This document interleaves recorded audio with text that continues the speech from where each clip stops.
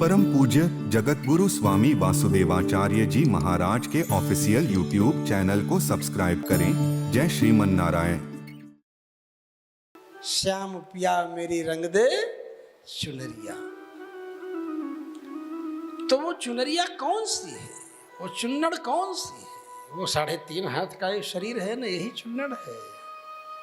और वो दुल्हन कौन है जिसने इस चुनरिया को ओढ़ रखा है? वो दुल्हन कोई दूसरी नहीं, वो तुम्हारी जीवात्मा है। तुम्हारी जीवात्मा ही दुल्हन है और ये शरीर ही चुन्नड़ है, चुंदरी है। और अगर आप अपना जीवन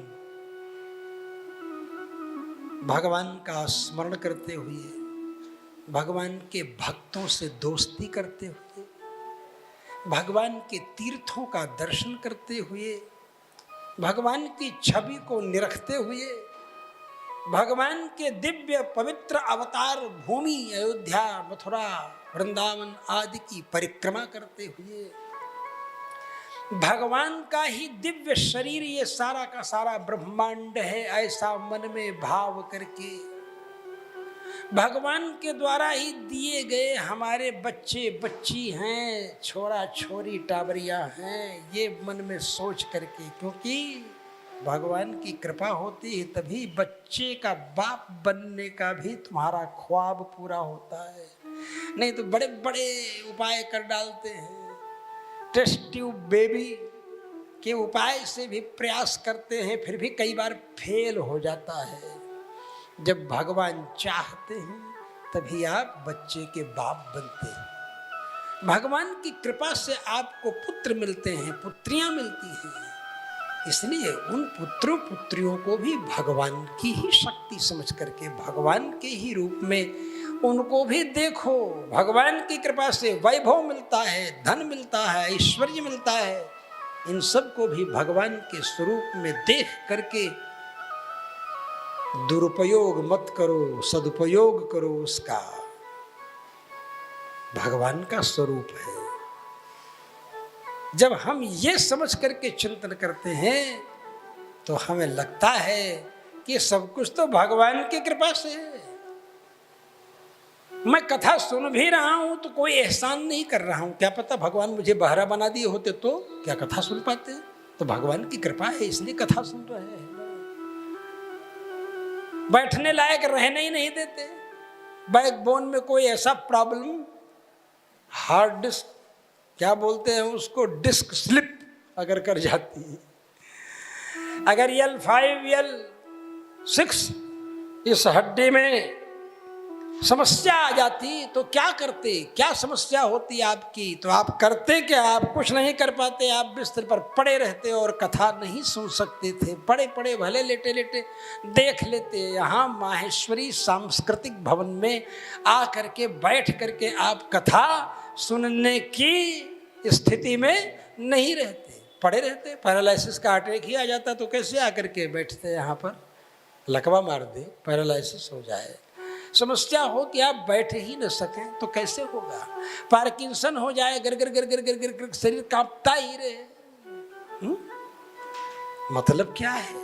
मतलब यही है कि आप कथा सुन रहे हैं, ये भी भगवान की कृपा है। कथा सुनने लायक भगवान ने आपको बना के रखा है, ये भगवान की कृपा है। भगवान के द्वारा दिए हुए शरीर, भगवान के द्वारा दी हुई इंद्रियों के माध्यम से, भगवान के द्वारा पैदा किए गए पदार्थों से भगवान की पूजा सेवा आप करते हैं तो इसमें अभिमान की क्या जरूरत कि मैंने भगवान की पूजा की, मैंने भगवान की सेवा की, मैंने भगवान को भोग लगाया, मैंने भगवान के लिए पाठ किया, मैंने भगवान को पाठ सुनाया।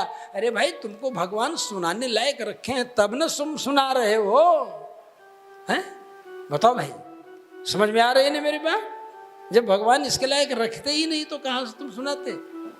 इसलिए ये भगवान की कृपा है।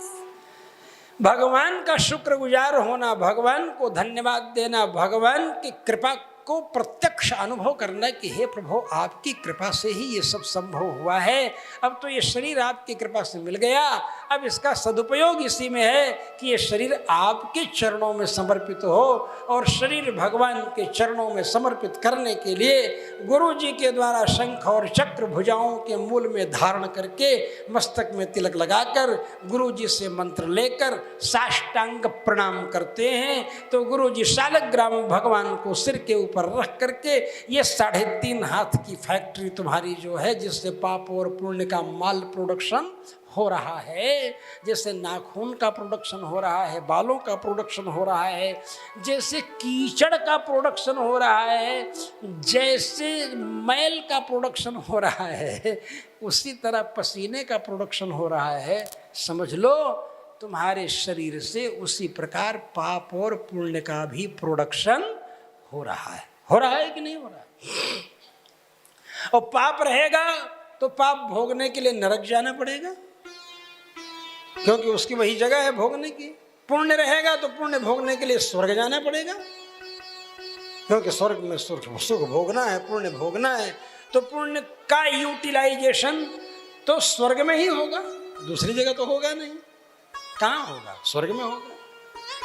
तो भाई स्वर्ग जाएंगे तो वैकुंठ जाने का मौका मिलेगा नहीं, नरक जाएंगे तो वैकुंठ जाने का मौका मिलेगा नहीं। भाई जब पुण्य समाप्त हो जाएगा तो फिर मृत्युलोक में आएंगे, फिर मृत्युलोक में आएंगे तो कहाँ आएंगे पुण्य समाप्त होने के बाद? जैसे किसी सेंट की शीशी का सेंट खत्म हो जाए फिर भी उसमें खुशबू रहती है, ऐसे स्वर्ग से पुण्य फल भोग कर लौट कर आने के बाद आपके अंदर वो पुण्य की खुशबू रहेगी, जिससे फिर आपको किसी पुण्यात्मा के घर में जन्म मिल जाएगा। फिर पुण्य करेंगे, फिर पुण्य का बैलेंस ज़्यादा होकर स्वर्ग जाएंगे, फिर स्वर्ग में पुण्य का बैलेंस यूटिलाइज करेंगे, भोगेंगे, अप्सराओं के साथ डांस करेंगे, नृत्य करेंगे, सुख भोगेंगे स्वर्ग में। और जब पुण्य का खजाना खत्म हो जाएगा तो आप बैक टू पैवेलियन, फिर आप स्वर्ग से मृत्युलोक में आ जाएंगे। फिर माँ के गर्भ में 9 महीने रहना पड़ेगा, और वो भी 98 फ़ारेनहाइट डिग्री में रहना पड़ेगा। ऐसा नहीं है कि आप स्वर्ग से आए हैं तो आपके लिए गर्भ में एयर कंडीशन का इंतजाम रहेगा, ऐसा नहीं है। आपको उसी सेफ्टी टैंक के पास ही रहना पड़ेगा, जहाँ मल है और मूत्र है उसी जगह पर आपको रहना पड़ेगा। कोई ये नहीं है कि परफ्यूम्ड रूम आपके लिए कोई इंतजाम किया जाएगा स्वर्ग से आ रहे हैं तो। और उसी जगह पर रहना पड़ेगा नरक से आने के बाद भी, उतने ही दिनों नरक से आने के बाद भी रहना पड़ेगा, गर्भ में ही रहना पड़ेगा, वहाँ पंखा वंखा भी नहीं रहेगा, गर्मी के दिनों में भी उसी तरह रहना पड़ेगा। हाँ, ये बात दूसरी है कि स्वर्ग से आएंगे तो किसी पुण्यात्मा के घर में जन्म होगा, नरक से आएंगे तो किसी पापी के घर में जन्म में होगा। फिर पाप कर्म करेंगे, फिर पाप के कारण नरक जाएंगे, फिर नरक से लौट के आएंगे, फिर पापी के यहाँ जन्म होगा, फिर पाप करेंगे, फिर पाप के कारण नरक में जाएंगे, again and again, repeat to again. ये रिपीट होता रहेगा आपका। ऐसे ही स्वर्ग जाएंगे, स्वर्ग से आएंगे, फिर जाएंगे, यानी ये जाने और आने का चक्कर कभी खत्म होने वाला नहीं है। क्यों? क्योंकि कर्म का फल भोगना पड़ेगा। परम पूज्य जगत गुरु स्वामी वासुदेवाचार्य जी महाराज के ऑफिशियल यूट्यूब चैनल को सब्सक्राइब करें। जय श्रीमन नारायण।